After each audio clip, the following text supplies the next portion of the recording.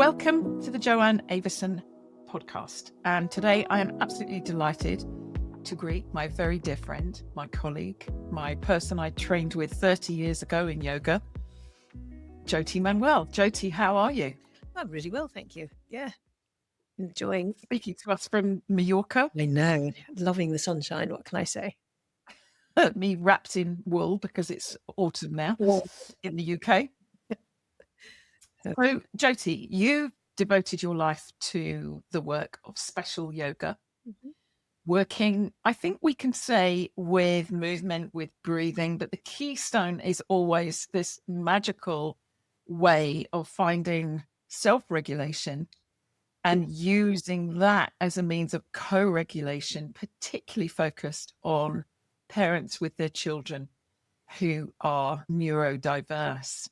And I know that one of your pet stories, if you like, is the huge difficulties that genuinely face parents and people with children growing up into teenagers, growing up into young adults and adults, where this neurodiversity is in progress, where it's being understood, where it's becoming a definition stroke diagnosis, where it's in progress. And I know that's quite a tricky path. It's not always obvious, and sometimes it's very obvious, and navigating it is a great big huge deal.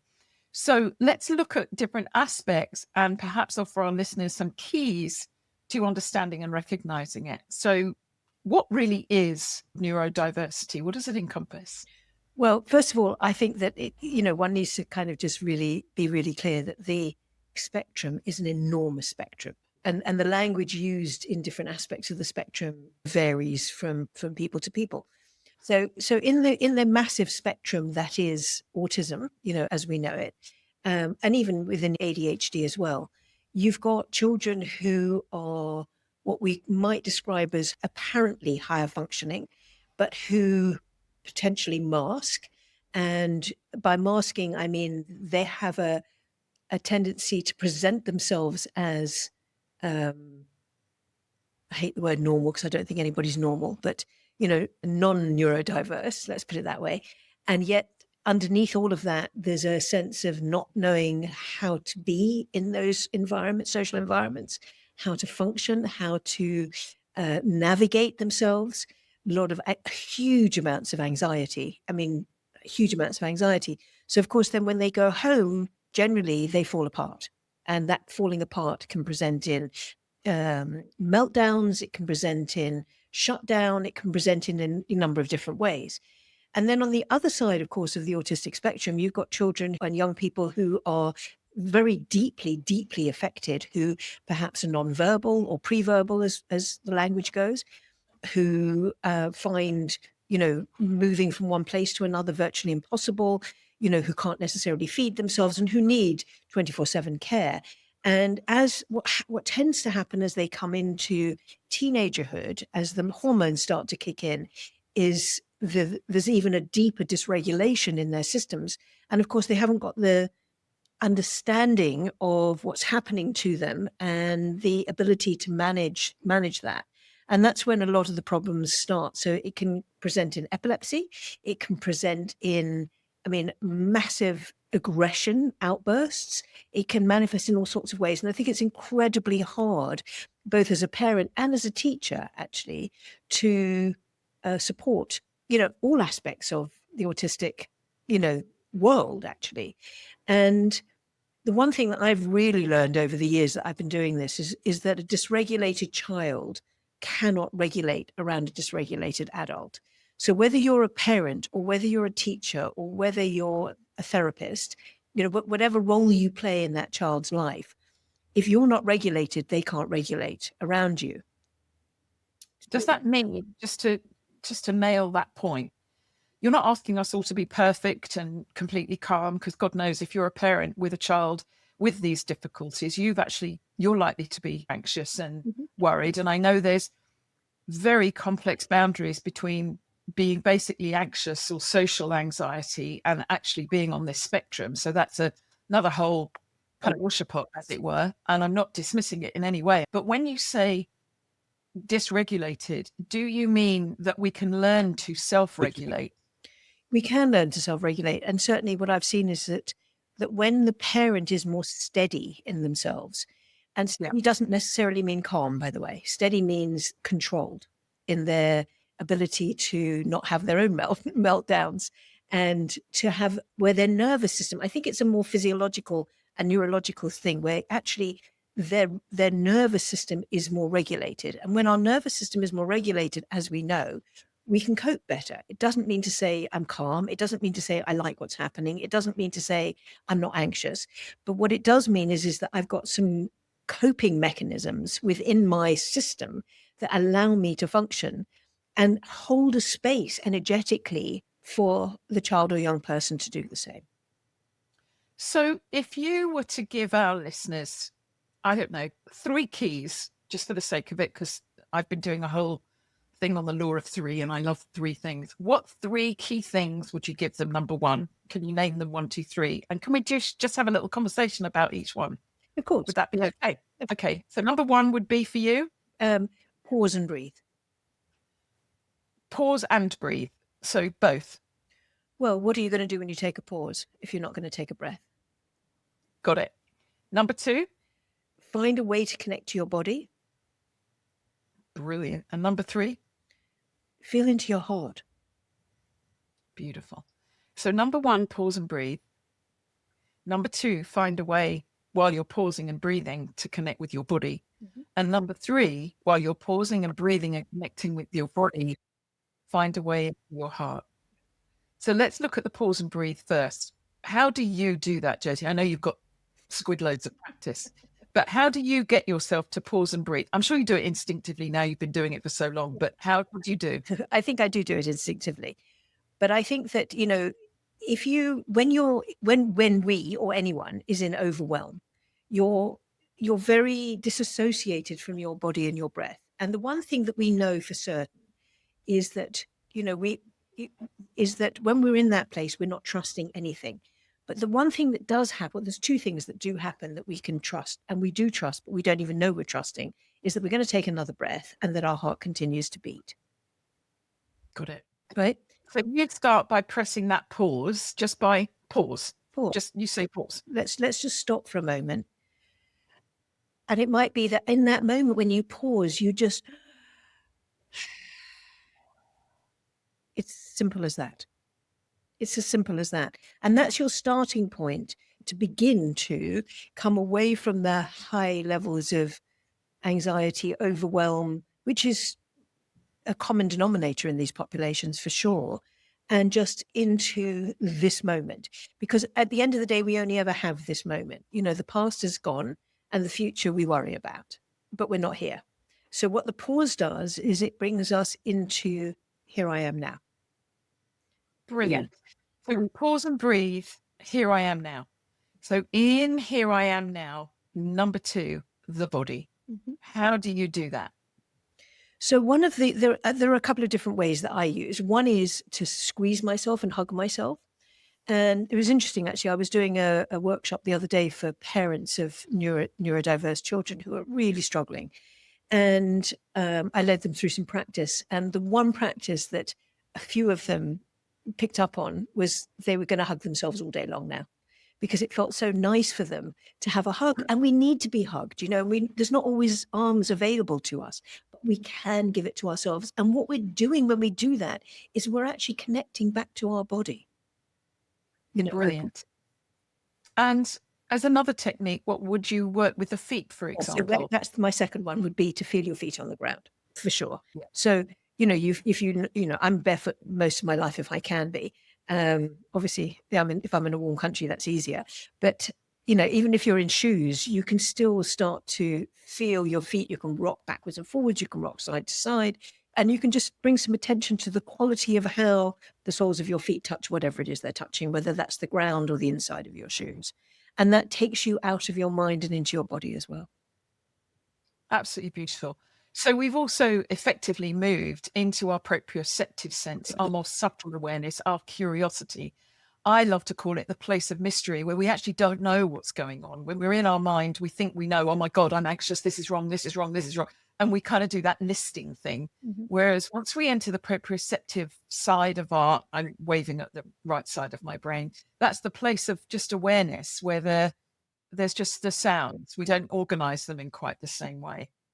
And of course, the fascial interface of proprioception is key there. So now we've paused, we've breathed, we've given ourselves a hug. I think that's just so lovely. And we've possibly found our feet inside our socks, inside our shoes, or barefoot on the ground. We've felt the feedback of our surroundings. So we've already, in seconds, basically taken ourselves out of our minds, into our bodies, and the third thing, to our hearts. How do you do that? Well, one of our key practices, I mean, we have two key practices that we share right off the bat at Special Yoga. One is coherent breathing, because I think it's one of the best practices to regulate your nervous system and to co-regulate from. And the other practice is a heart meditation, where we literally bring your hands onto the energetic space of your heart and you say, hello, how are you? Simple as that. And then from there, you can, start to question, what do you need and how can I best serve you and all of that. But even if we just stop and go, okay, I can be here. I'm here. And also, there's one more thing that I just that keeps popping into my head that I just feel I need to share, which probably is the fourth, which is this too will pass. This moment too will pass. This is just a moment in time. So however difficult this moment might be, it will pass. That's the other thing we all know. It's so beautiful because we think of the fascia as the tissue of temporality in the body. So that feeling, this too will pass, is almost like, it's okay. You don't have to rush away from this moment and try and get to the next one. This one's going on its way anyway. Let's find the next one. Let's find this one and be present in this one. So just to recap for everybody, number one, we pause and breathe and become conscious of the breath, right? Number two, we soften into our feet, into where we are. We come to our bodies. We feel our presence, as it were. We're expanding into our own presence, right? And then effectively we go deep into the heart. And then you said, we've got a bonus one here. Number 4. This too will pass. This too will pass. It's so beautiful. And so in your experience, Jyoti, and I know at Special Yoga, and the details of that are going to be in the show notes for anybody that wants more information, you work with parents, you work with practitioners of every stripe coming into your school to get these skills and practice them, but know how to practice them in an extremely economical and cohesive way to expand them, all on this principle that if we are self-regulating, and I use ing, because I don't think it's a state you get to and then stop. It's a state you renew in the present moment continuously, right? So let's use ing. We are regulating, self-regulating as we move, as we think, as we feel. That self-regulation animates completely naturally the co-regulation you're looking for, the starting point you're looking for. Is that what you were saying at the beginning? Yeah. I mean, I see it slightly differently. So I see it as if we are an energy being, right? Yeah. So when our energy is regulating, as you beautifully said, what happens then, as I see it, is we almost like create this circle of energy around us that is a safe zone, that becomes a safe zone for somebody to come and be in. Where, and in that space, somebody can go, oh, I'm safe, I'm okay. I can, even if it's a millimeter, I can let go a little bit. So this is beautiful because what you're saying, and we talk about, I work with you. We talk about the fascia as a resonance field because the body is effectively an instrument. Everything in it is pre-tensioned or pre-stiffened as an architecture, which means like a drum skin over a drum in the percussion part of an orchestra, like the strings in a harp or a violin or a guitar or a piano for that matter, our system is structured on those strings and fretboards and tensions. That's what we are, a tension compression architecture as a whole. And then we have also obviously the orifices of us that we breathe through, the nose, the mouth, the ears that we hear through. They're all soundscapes. They're all instruments. They make us a whole orchestra. And what I'm getting from you, Jyoti, is that what you're saying is the frequency that you generate through this finding self-regulation. It's as if you create, I don't know if I can say it like this, you create a sort of a soundscape around you, and that resonance field, let's call it a field, people come into and almost feel it in spite of themselves. It doesn't matter where they are. And you started this by saying, if you can't self-regulate, then that can't happen. But not if you can, when you do, because I know from your work all over the world with every culture and, level of society, if you want to call them levels, aspects, whatever, you reach everybody. I've seen you at work. It's completely extraordinary. You are the field that you're describing. The children almost come to you like moths to a candle. They just want to be in that light, in that field. And so what you're saying is you're teaching parents, the carers, the teachers, the therapists to generate that field before a word has been spoken. Yeah. You don't need language.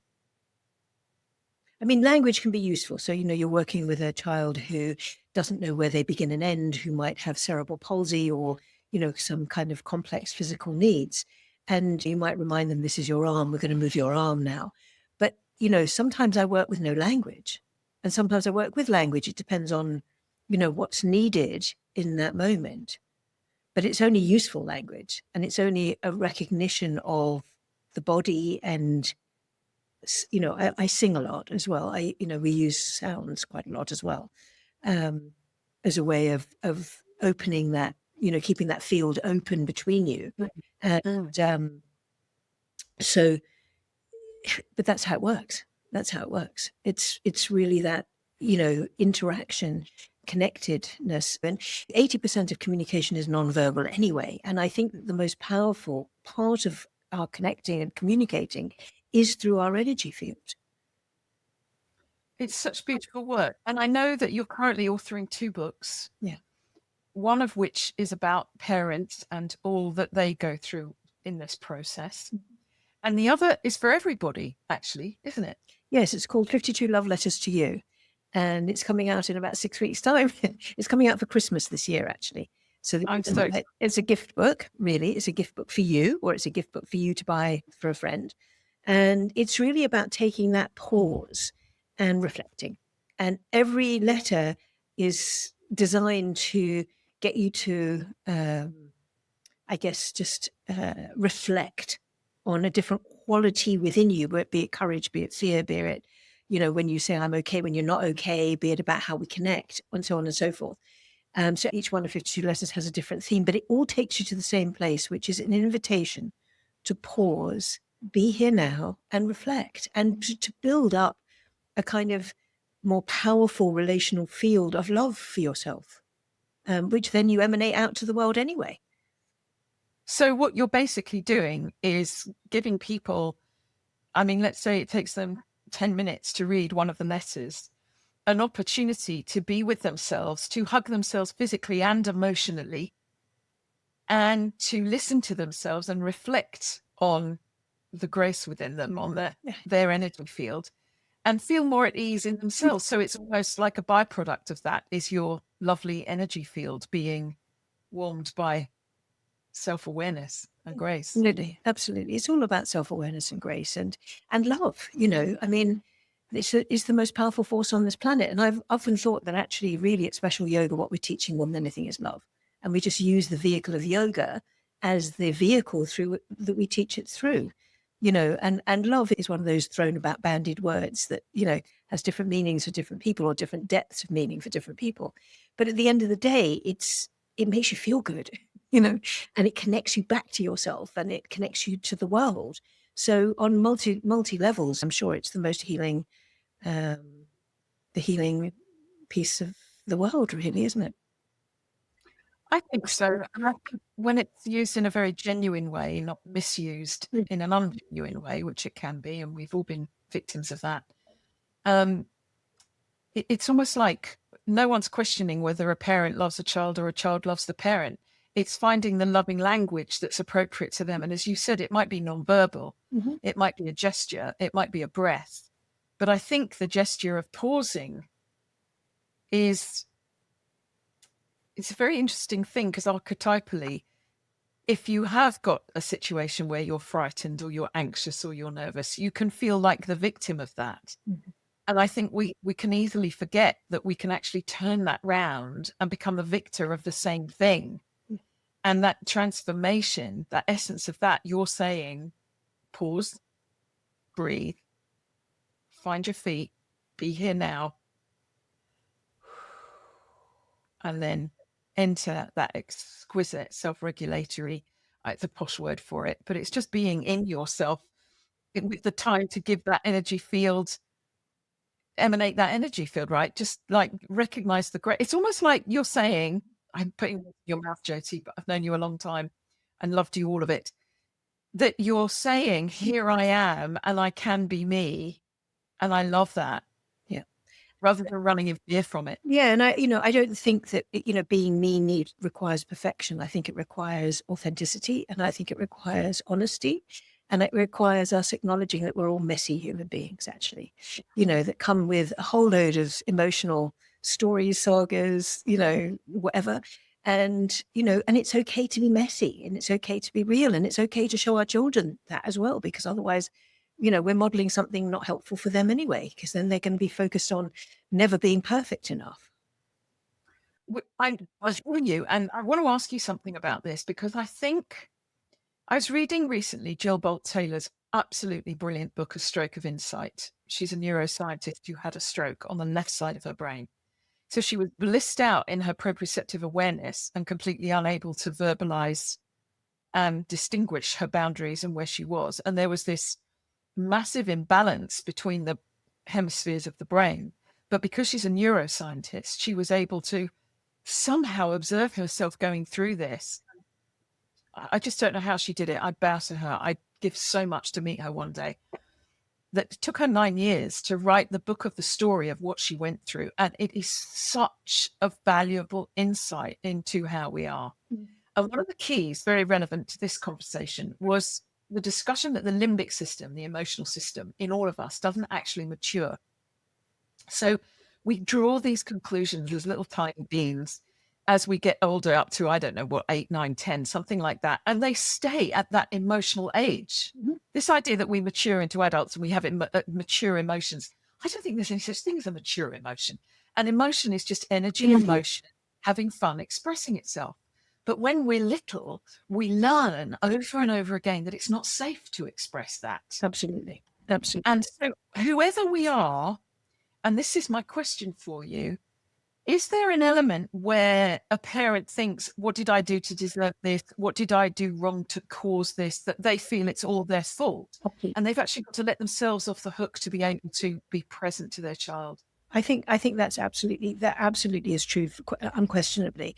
But I think there's another piece there too, which is grieving process, because I've got a child I didn't think I was going to have, and now I've got this one. And what did I do wrong? And and there are days that will be harder than others, and for sure. And there's a very beautiful poem. I can't remember what it's called, but it's about you think you're going on a journey to Venice, and you end up in Holland. So all of a sudden, you've got tulips as opposed to waterways or boats or whatever, whatever it is.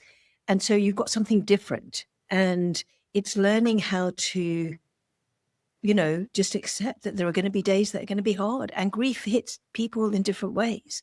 And there's no right or wrong way to grieve. That the best thing we can do is to feel it. And do you find you're helping the parents to permit those emotions that perhaps they crammed down as a child or told themselves off for having, and let them go through that emotion to then be able to be present in stillness and grace to the children? Well, I think there's a few different things here. One is that, yes, absolutely. I think we all come to parenting, and we all come to actually every relationship that we have functioning from our unmet needs as a child. So, Totally. and I think we're all interacting at that level. And so as a parent, that's no different, but once you know what your unmet needs are, we're all basketfuls of unmet needs. I mean, I wake up some mornings and I feel like my basket's overflowing. And then there are other days when it's, oh, okay, I can be here with myself today, ease and grace, But, so I don't think they go away, but I think that once you know what they are, you can start to meet them and meet those parts of you with more love and more care. So some days, I mean, I walk hand in hand with my inner child, my wounded inner child, and we walk together and we talk together.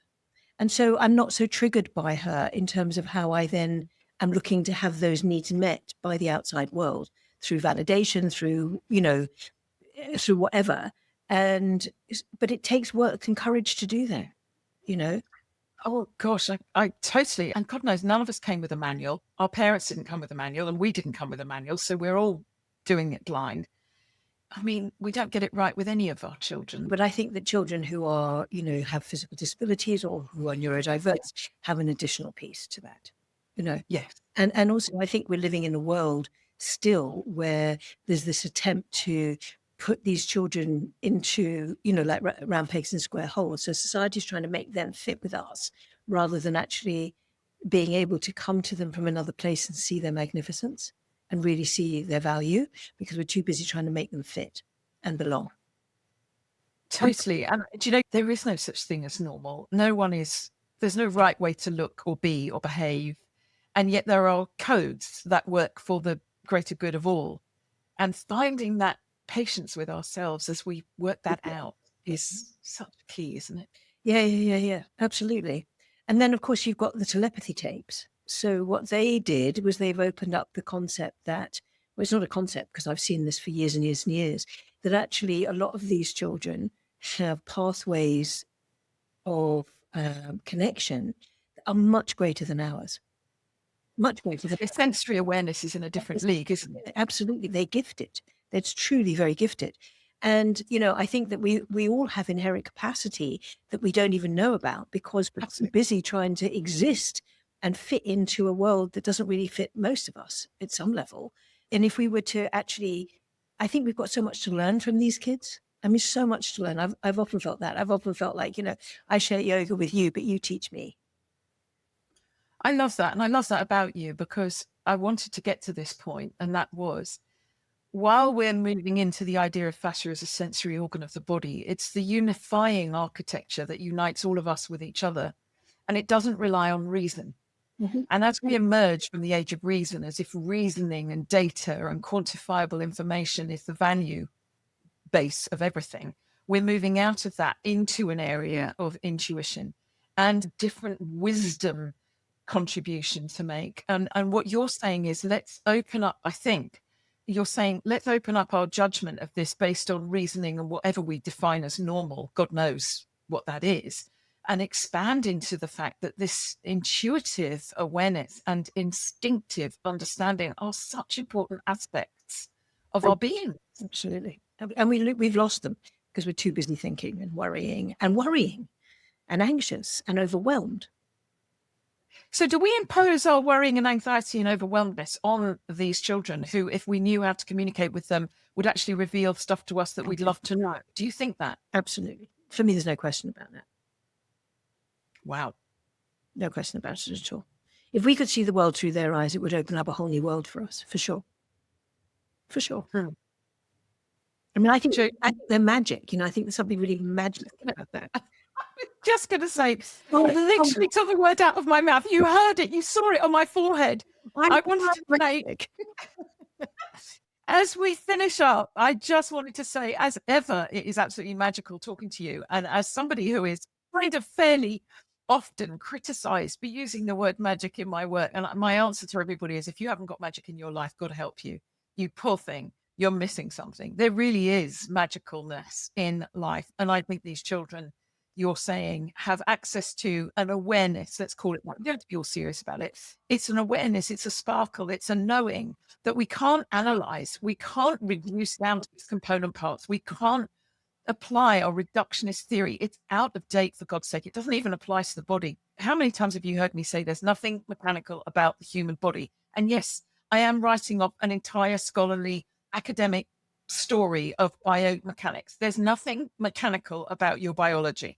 Seriously, it doesn't work like that. It works in the round. It works like the cosmos. And what you're telling me is these children have access to that more cosmic awareness, if we want to call it that, than we do. For sure. Yeah. We can't always see it as we try and shove them, shove round pegs in square holes. Their anxiety rises too, and their overwhelm rises too. And so their behavior kicks off and all of that. But if you were to kind of clean all of that out of the way, you've got very pure, magical beings there. Jyoti, I love you to pieces. Thank you for being my friend. Thank you for the work that you do in the world. Well, thank you for inviting me to chat to you today. And thank you for being my friend too. And good luck with your work. And we are going to have all the information below. Don't forget to click the subscribe button because you'll be updated with any more information on this. And down below underneath these show notes, you're going to find access to special yoga and also the name of Jyoti's new book that's coming out. And please, please follow her on Instagram, because one thing I am absolutely sure to be doing is buying your book for Christmas. Thank you so much for writing it, Jyoti. I know what it took. Thank you.